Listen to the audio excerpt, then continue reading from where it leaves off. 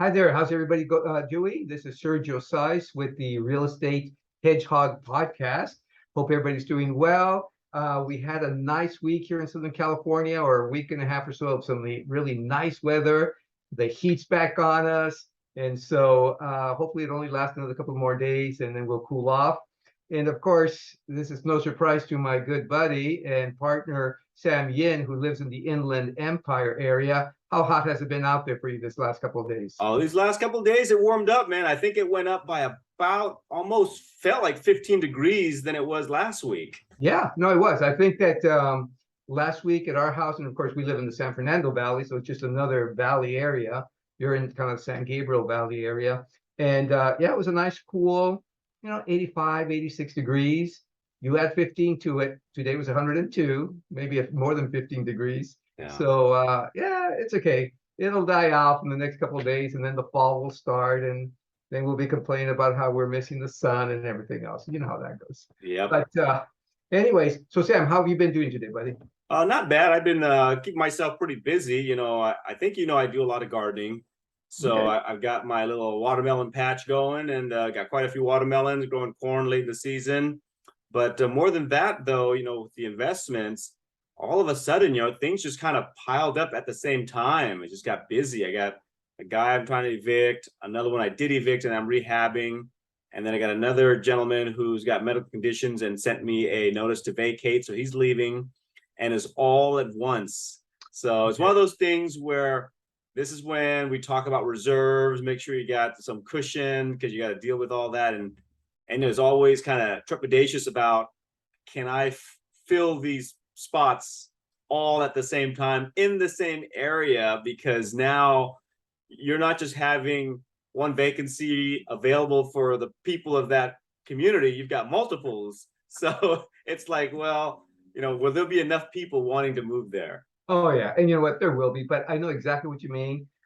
Same thing is happening with me right now in our property in Indiana.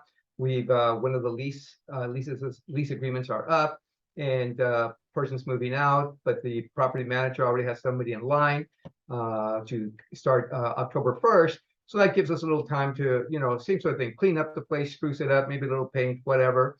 And then October 1st, we'll have someone there. And then I get a call also from the property in Missouri. The property manager calls me up, and one of our tenants just didn't pay the rent, right? So that happens sometimes. She did a little research, and it seems like this guy just skipped town. Okay, so she's gonna go look into that, and I already told her not a problem. If he's not there, move. If he left anything, move it out, clear it out. Let's get that place squared away. And I asked her how much more we could rent the place for. She said we could add another $100 a month for the next tenants. I said, great. So you know what, might be a little blessing in disguise. So there's always an upside somewhere. Oh yeah. Yeah. Anyways, today I want to talk about something interesting. Earlier, Sam and I were talking about we each actually met with a couple of buddies. He had a conversation with somebody. I had a conversation with a couple of other buddies, and we were talking about mindsets. And I know that I think we've talked about mindsets before, but I think it's really worth kind of delving back into. Last week, we talked a little bit about sacrifice and the things that you need to do to make things happen. And sometimes, as you like to say a lot, Sam, you got to just sacrifice. You got to suck it up, go do the job, go get the whatever you have to get done, and just make it happen. This time, it's going to be a little bit different. I want to talk about mindsets. And I know you have a couple of ideas about different types of mindsets. What are some of your ideas of the types of mindsets that are out there? Well, a mindset, we evolve, right? I evolve, you evolve. We all evolve based on our experiences and who we hang around with and what we listen to or subscribe to. So I know my mindset has evolved over time. But so in talking to the folks recently, the most common theme or question always comes up when they ask me, and they always ask me, how old are you? What are you going to do? You're planning on retiring? How are you going to cover your medical? That's like the big thing. You're your medical, you're this or that. But it comes back to mindset. I always try to explain to folks, you don't think of it that way, because if you continue to think about the medical coverage or this perk and that perk and sick time. You've got a certain level of a worker's mindset, and you haven't been able to break out of it. Now, there's nothing wrong with it. I don't think that we're trying to knock the worker's mindset, but for the purposes of this podcast and what we're trying to do is we're trying to go more into a freedom mindset to free yourself from basically the golden handcuffs, the binds of the workforce, especially if you're already making good money. Because that's the biggest thing is when someone makes, and when I say good money, we're talking about folks who are making 70, 80, 90, 100, 150, $200,000 a year. When you're at those levels, depending on where you live, oftentimes you feel that there's nothing better. It's very safe. So you don't want to take any risk. But the reality is that's just the wrong way of looking at things. Not the wrong way, but that's one way.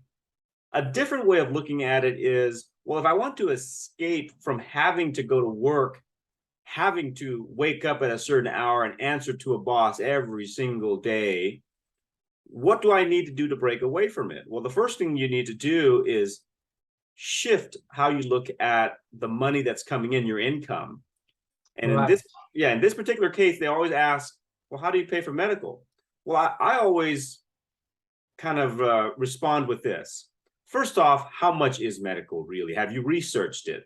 Well, I have, right? And so if you are a married person with children, you want to cover a family with decent premier medical coverage, it's going to cost you anywhere between $2,700 to $2,900 a month. Yeah. You know what? And that's probably, and you're right, good coverage, but we're not talking like super high level coverage, just good, decent coverage. Yeah, good, decent coverage. Yeah, because medical insurance is just expensive. Can't get right. My wife retired from Kaiser, and I've always, every time, of course, where I work at, we get, it gets covered by the job. So I understand what you're saying about when you're thinking, oh, wow, if I'm going to leave my job, and of course, we're not advocating that people leave their jobs when they're not ready to leave their jobs, right? But I'm thinking, how am I going to pay for that medical? Because Jacqueline tells me how much it costs really to pay for a family of 4. And you're absolutely right. It's in the mid 2000s, maybe close to 3,000 a month. Yeah. And that's what a lot of workers don't know, right? The employer contributes the majority of it. Yeah, absolutely. Yeah. I mean, I think that some employees might be paying a couple $100 a month, $400 or $500. That's their part of it, but the employer pays the vast majority. So anyway, so what is your strategy when people, or what do you tell them when they're concerned about, but how am I going to pay for the medical? Yeah. So for me, as an investor or trying to become an independent entrepreneur, if you will, and be independent of all those restraints and confines, I've changed my mindset to thinking about, well, what do I need? In this particular case, I want to check off medical. Well, to check off medical, how much is medical? Let's just say $3,000 a month. Okay. What do I need to invest in that pays me $3,000 a month? Figure it out. Work the strategy backwards to get that investment under your belt. Once you have it, check that box off. You're done. Don't think about medical anymore because you've got that covered with that investment. Move on. Then go to the next one. Oh, well, I want to buy this car. It's $50,000. I don't have that kind of money. I got to go to work a little more, do a little more overtime, whatever. Don't think that way. Think about, well, what investment do I need to make to get that car? Well, what if I wanted that car today and I wanted to finance it? And let's say it's going to cost me $500 a month. Well, what investment do I need to make to give me $500 a month? Find it, invest in it, get the $500 a month, go get that car right away. Feel good about it because you're not paying a dime. The investment is paying for it. And once the car is paid off, that $500 a month is just bonus money. So that's just a mindset shift. And you know what? That's so funny. You talked about the cars. I talk every now and then. You and I talk about our buddy Jose Ceja, who also invests in properties, and he has that same sort of mindset.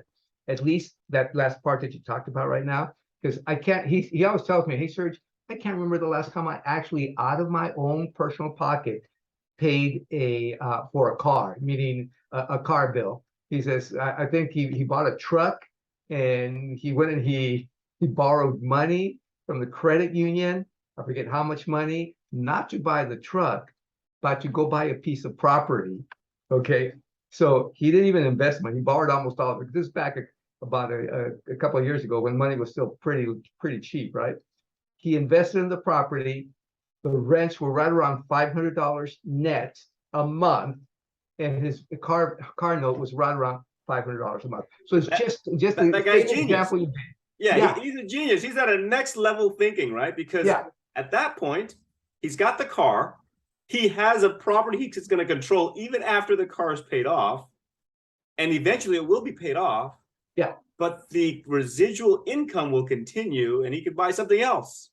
Absolutely. And it cost him nothing. And it cost him nothing, you know. So people will say, you know, I could hear people saying, well, no, of course it cost him something. He had to go buy a property. But what people might have missed is that in this case, and yeah, you know what, if he had put in his own money, they would have been absolutely right. But the bottom line is that you're just moving assets around. If you've got $100,000, that's an asset. And if you put it onto a property, you still have that $100,000. You've just shifted your asset over to something else. And now that money, that asset, that $100,000 is producing $400, $500, $600, $700 a month.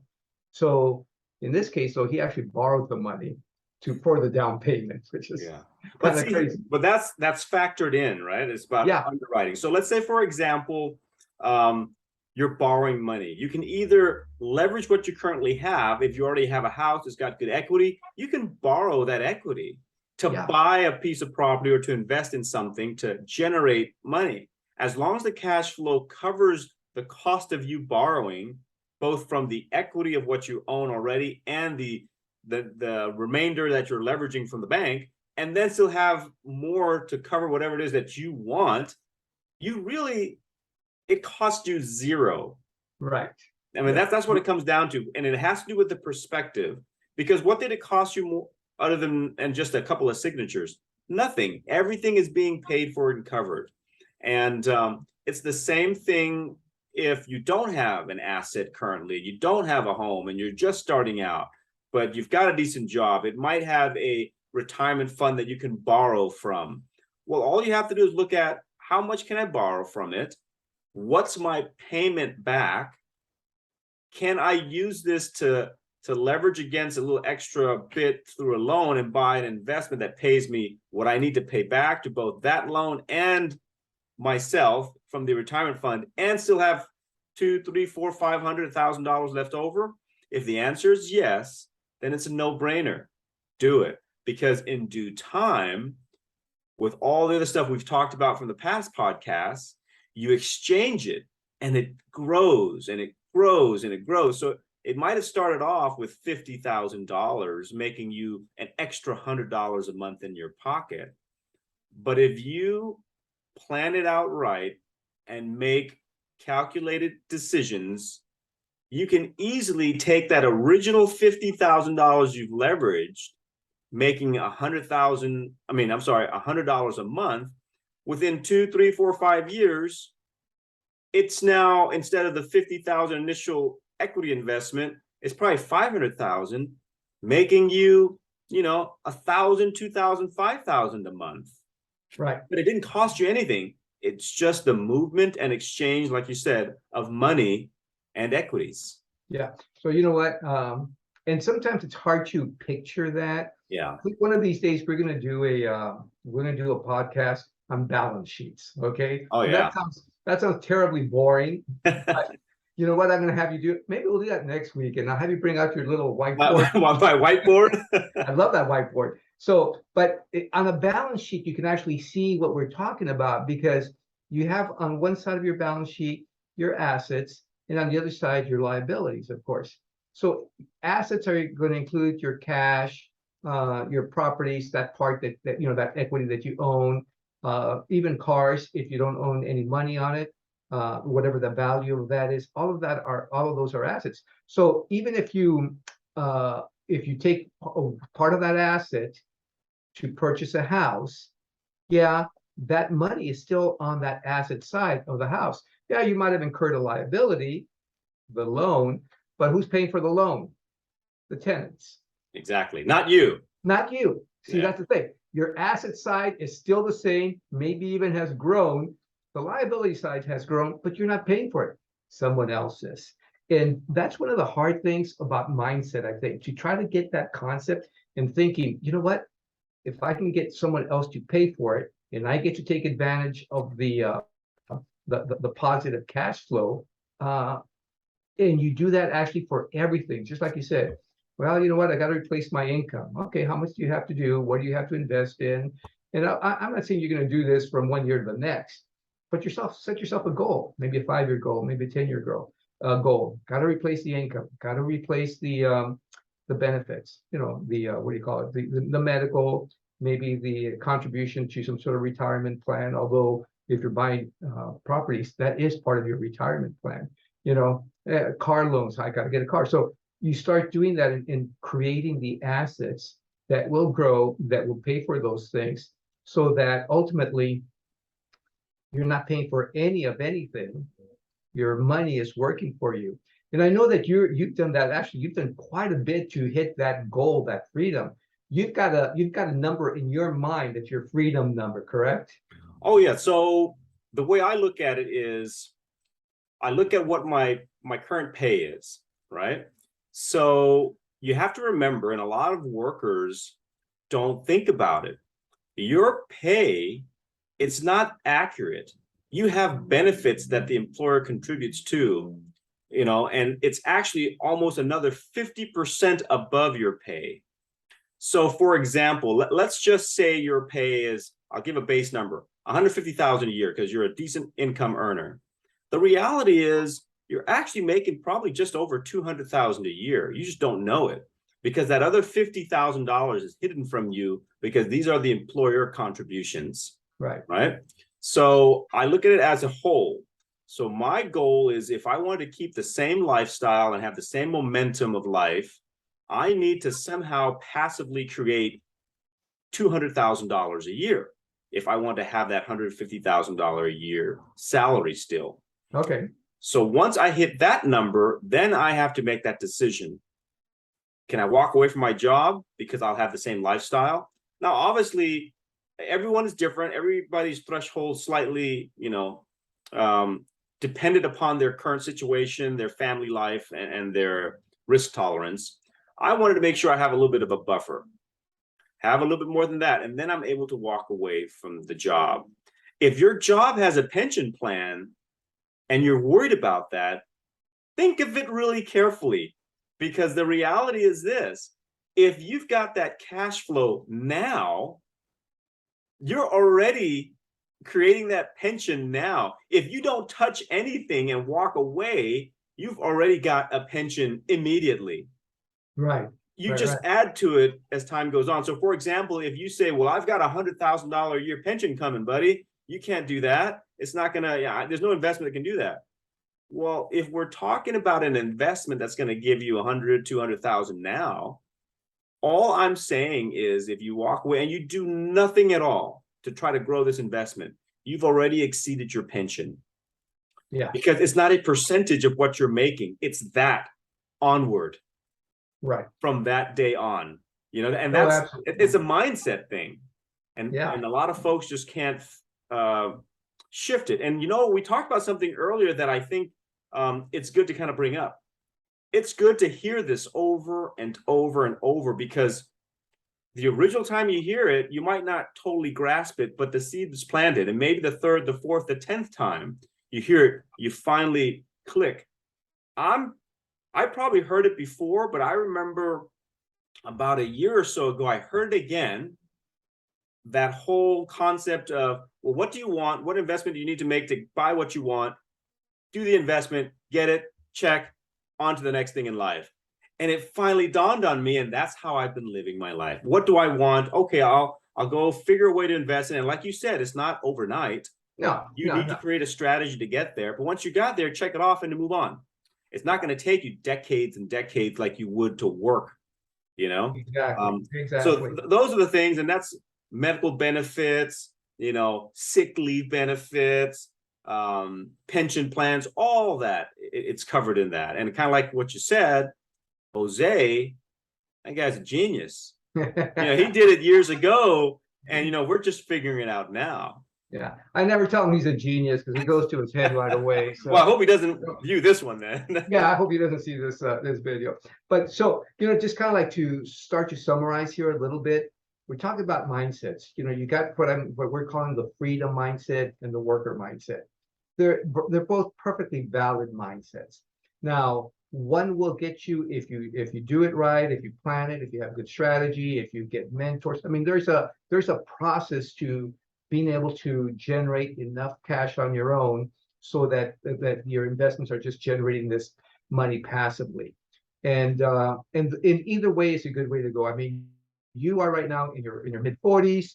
You are headed right now, probably in the next 5 to 10 years, and really I think it'll be sooner, but somewhere between 5 and 10 years, you're going to be totally financially independent. So, and you're going to be, you won't even be fit. You may be 50 years old, financially independent, not have to work another day in your life, other than, managing your assets and growing them, obviously. Of course, for me, I started much later. I didn't really start into this freedom mindset or trying to get there really only about 2-3 years ago, or give or take, maybe 3 or 4 years ago at the most. So I had already worked a full career. I had already worked another half of another career, But the nice thing about this is that you can start at any time. You don't. I don't want people to think, well, yeah, you know what, Sam, he's a young guy. He figured it out, and I'm 50 some odd years old. There's just no way I can do this. No, not at all. You can start anytime. You just have to set those goals. It's change never your too late. mindset. It's It's never never too too late. late. I'll give you. Change your I'll give you one bonus. So Okay. right now it is September 2022. Okay. Right, and I don't know when people are going to watch this video, but I would encourage people to be ready based on market conditions to invest in opportunities to come, because the tide is changing. But in doing so, if you already have a home, something you can leverage, I would say of all the different options available, get yourself a home equity line of credit now. Don't Okay. wait. And here's why. And a lot of people might not see this, so I don't have my whiteboard, but I'll do this. So I don't know if you can see this, but modified whiteboard. Yeah. Modified whiteboard. Yeah. If the market looks like this, it went up, and we crest at around February, March, and it starts to go down, right? Right. Mm-hmm. Right now, we are probably right here. Okay. That's where we're at. I would agree. You would agree? Yeah. So because of that, I would suggest you immediately get a home equity line of credit so you have money on tap for an opportunity. And the reason why is because when you do a home equity line of credit right here, the valuation of your home, it's stuff that closed 3 to 6 months ago here. It's at the peak of the market. You have the highest value. If you wait later to do a home equity line of credit, let's say you realize, oh man, it's really starting to go down. It's really starting to tank because the feds are raising rates. And you decide to do it, let's say mid 2023, somewhere around here. Okay. Well, remember, at that point, the valuation of your home is valued at around right here, what's closed 3 to 4 to 5 months just prior. So you're already losing value. You want to do it now because we're just coming off the peak, meaning right now, the value of your home is probably the highest it's going to be in a while, based on rates and everything. So that's what I mean. I say, don't miss out on that opportunity, and don't wait too long, because it's no secret the feds are raising rates. Oh yeah, which puts pressure on the value of property. And it's just a suggestion. I'm not a guru or anything, but I would say that if you're listening to this podcast and you've been following the newsletter that we put out every Monday, then you know that the hardest thing people always have a hard time with is capital, right? Yeah. Raising capital, having the capital, the startup capital. Well, the home equity line of credit is not a refinance. It costs you nothing if you don't use it. You can let it just sit and go away. But when you do use it, you have it there immediately on tap. Just find an investment that will pay that back, whatever the cost is to to pull that equity line with a little bit extra that's going to go into your pocket. That simple. Absolutely. That's the way to get started. Yeah. Excellent. Well, you know what? Great discussion. Again, it's really all about mindset. And if you get the right, again, I hate to say that word, if you get the right, if you change your mindset, that's all I'm saying, you might be able to accelerate getting to that freedom number, because the worker mindset works. So many people have done it because they've worked, they saved hard, maybe invested in 1 or 2 little properties, and they get there and they make it happen. But it does take time. But if you change your mindset, you might be able to accelerate that, compress those time frames, and instead of working those 20, 30 extra years, you might be able to only have to work another 5. Well, I like what you wrote on the last newsletter. You started off with something like, how many people you know saved $1 million?